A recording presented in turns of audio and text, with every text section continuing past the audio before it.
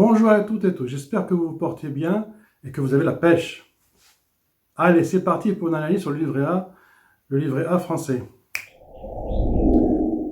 En France, le livret A, tu ne peux déposer au maximum que 22 950 €, hors intérêt.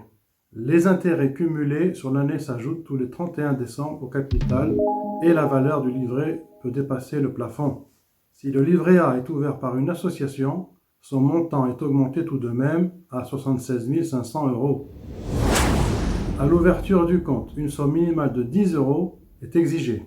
Si on ouvre un compte auprès de la banque postale, la somme est réduite à un minimum de 1,50 €. Une personne ne peut détenir qu'un seul livret A. On rappelle qu'il ne rapporte que 0,5% d'intérêt par an et qu'il est exempt d'impôt. Il est toujours très prisé des Français. Le livret A avait été créé le 22 mai 1818 pour protéger l'épargne des Français de l'inflation. Il s'appelait à l'époque le livre de caisse d'épargne. À fin mai 2020, les encours s'élevaient à 316 milliards d'euros contre 294,9 un an auparavant. On remarque que les Français, sur un an, avec la crise économique, la crise sanitaire, ont davantage mis de côté au lieu de consommer. Le taux plancher est de 0,5%, revu à la baisse le 1er février 2020. Avant, on avait un taux de 0,75%.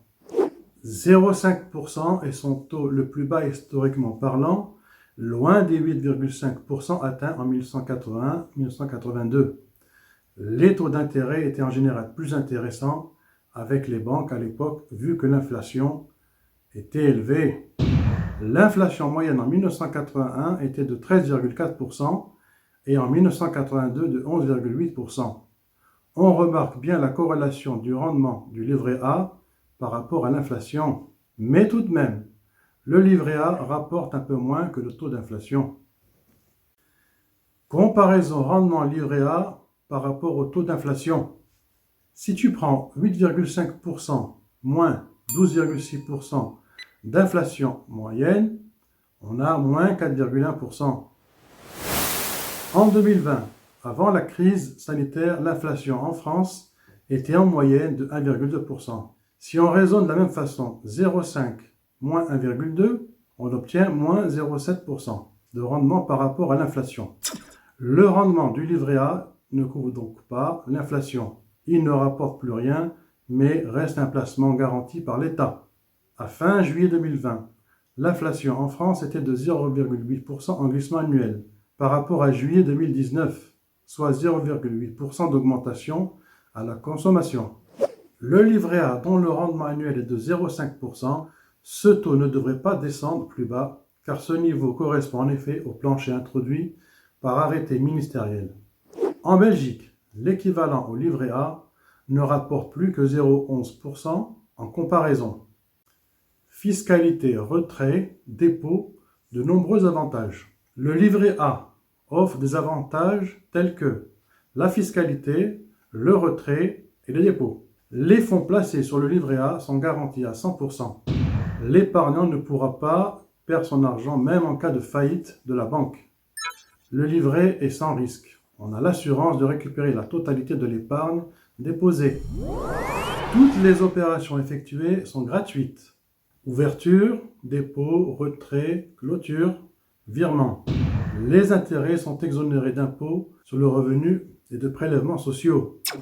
Les intérêts sont par ailleurs calculés par quinzaine, c'est-à-dire le 1er et le 16 de chaque mois. Les versements sont libres et l'épargnant peut, à partir de 16 ans, retirer à tout moment les montants placés sur son compte, à condition de laisser au moins un solde de 10 €. Le livret A étant totalement liquide, contrairement au plan d'épargne logement, sa durée de vie est illimitée. Un épargnant peut cumuler un livret A avec d'autres comptes sur livret, tels que le LDDS, Livret Développement Durable et Solidaire. Par contre, depuis la loi de modernisation de l'économie, LME, du 4 août 2008, il est interdit de détenir à la fois un livret A et un compte spécial sur livret du Crédit Mutuel, livret bleu, sauf si celui-ci a été ouvert avant septembre 1979, sous réserve de ne transférer aucun de ces deux livrets. Nous terminons cette vidéo sur ces mots. Je vous remercie de votre fidélité et je vous donne rendez-vous dans une prochaine vidéo. Au revoir.